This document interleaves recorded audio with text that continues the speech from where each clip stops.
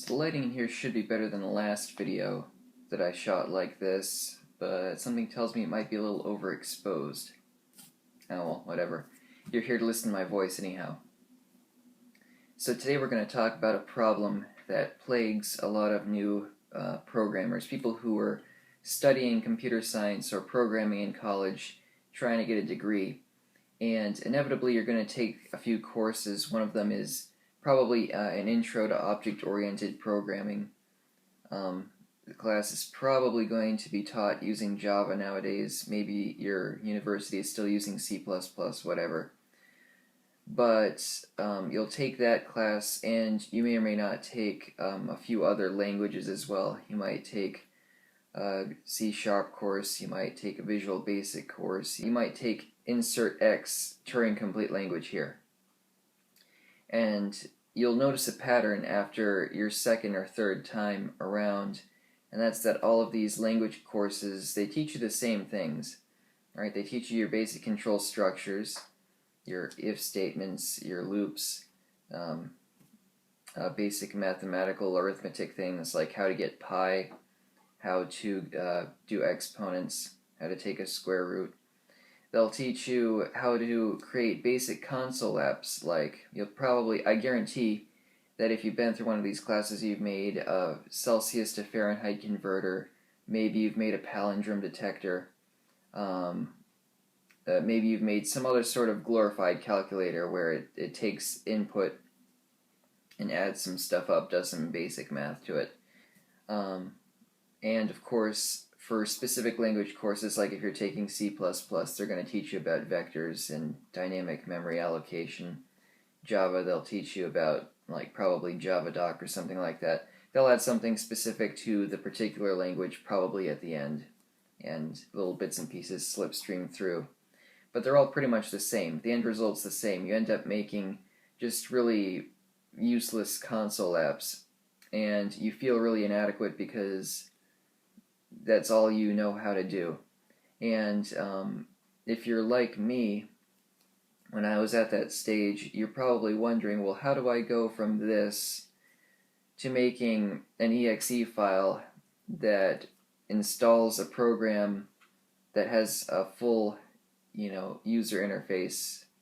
Really, the reason they don't teach you that is it's kind of like driver's ed, right? In driver's ed, they teach you the basic parts of a car, how to operate the car safely, and they might mention some extraneous things like, in this state you're required to have X amount of insurance, and here's the legal limit for, alcohol consumption or whatever. But they're not going to teach you, how to go about getting a car loan. They can only teach you so much about how to react to certain things in certain situations. What happens if my check engine light starts flashing and smoke starts pouring out from under the hood. They don't teach you about a lot of the other problems that you're going to encounter at some point in your driving task experience. And that's because it's totally impractical to do so. And same thing with creating more useful applications, because when you see an application, whatever it is, whether it be a web browser, you download Firefox, you download Chrome. They come in a nice little exe file if you're on Windows, and you double click it. Then you have the installer window that pops up with the progress bar. And then you have the app itself. See, all of these components of the program are done different ways. Most programs like that involve multiple programming languages and maybe several markup languages. They're not just done in one single programming language. On Windows, if you ever see the installer pop up, and you might look at it and there'll be a little watermark somewhere in the little installer window, and it'll say InstallShield. InstallShield is actually a utility that comes baked into Microsoft Visual Studio, or so I understand. A lot of these programs that use it will be either programmed in C#, maybe Visual C++. Some of them might still use Visual Basic, although that is a rapidly dying language. But any sort of language that you could use in Visual Studio, Microsoft's Visual Studio, might be installed with InstallShield.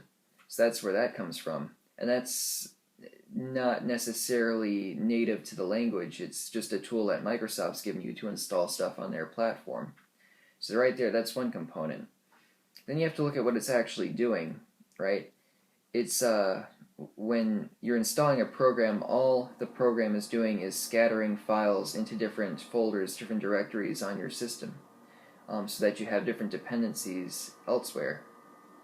You might need to have different interpreters, different frameworks, different this, different that in place in order to use your program. Because programming languages, they only have so many features built into them. Even very extensive ones like Java. Java has an entire gigantic, amazing library built right into the language, which is very nice. But there are still certain things that it can't do in certain ways.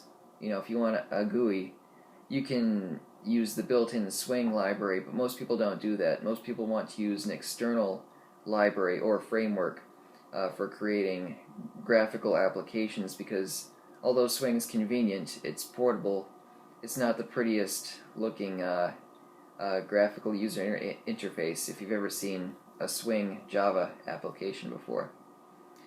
So really, in order to go from creating palindrome detectors and personal, like checkbook balancer, whatever, insert useless console app here, to go from that to full-blown professional grade, corporate grade graphical application, that requires a lot of research on your part, some experience, and playing around with different technologies. Now, you're not going to go there immediately. What you should be doing is taking it one step at a time and trying to figure out, well, okay, I can create these useless console apps, but I can also, I know how to do math, I know how to, take information from a text file, say, parse it, do stuff with it, and get useful output from useful input. So how can I take that and maybe display that on a graphical window? Just start with a window, right? If you have your classic Celsius to Fahrenheit converter, try to find a technology, whether it be Swing in Java, because I know a lot of people use Java, or if you're using, what is it for Python? Is it Flask? I think that's the technology that allows you to create graphical stuff in Python. Whatever your language is, try to find some library that you can tie into to create a graphical app for your Celsius to Fahrenheit converter. Have some nice buttons that the user can click. Have a nice display window. Make sure it refreshes nicely. See if you can make it resizable. Play around with things like that. And the more you start playing around with these different components, the more comfortable you'll get with them, the more it'll click in your brain, and the more you'll be able to fill in the missing pieces. Like, okay, I have the window, but how do I launch this from the desktop? Yeah, definitely practice with running things outside of the IDE. And in fact, if you're using an IDE, it might even be good practice to write a few programs without an IDE, right? You don't actually need an IDE to write programs in a lot of languages. Most Python developers, they don't use an IDE for Python, just because it's interpreted, so it's not terribly necessary. I mean, it can help you a lot to spot errors quickly, but it's just something that a lot of Python developers don't do. IDEs are convenient, like once you're doing things professionally, they help you get your work done a lot more quickly and a lot more efficiently, generally speaking. Some of us work better without them. I kind of am on the fence. Sometimes I like them, sometimes I don't. But when you're brand new, it can be very helpful to just skip the IDE and write the source code in just Notepad or in Notepad++. That's what I actually prefer to do, because Notepad++ formats things. You can set it up to automatically insert your parentheses and your braces and your brackets the way you need them.